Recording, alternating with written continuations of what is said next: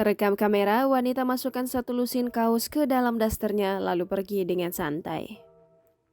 Viral video seorang wanita mencuri satu lusin kaos yang dimasukkan ke dalam daster atau pakaiannya. Dalam unggahan di akun Instagram @jakarta.terkini menunjukkan pelaku mengenakan kerudung, masker, dan daster. Dia tampak dibantu seorang wanita diduga rekannya. Setelah memasukkan satu lusin pakaian ke dalam dasternya, para pelaku meninggalkan toko tersebut. Mereka berjalan santai dan tak terlihat panik.